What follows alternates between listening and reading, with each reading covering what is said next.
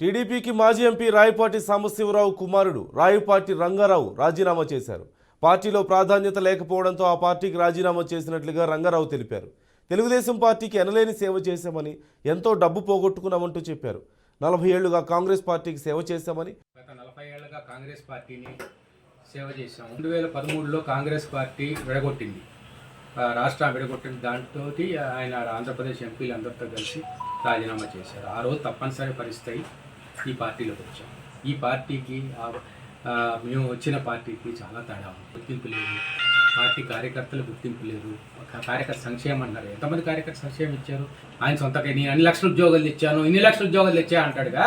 మరి మరి శ్రీ సిటీలో ఎంతమందికి ఇచ్చాడు ఉద్యోగం? మరి ఎందుకు ఓడిపోయాడు అక్కడ?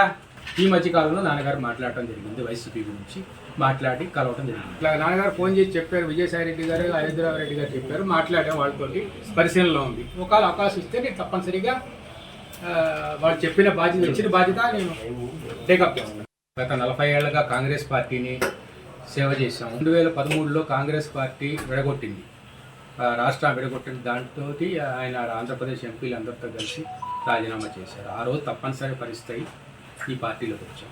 ఈ పార్టీకి మేము వచ్చిన పార్టీ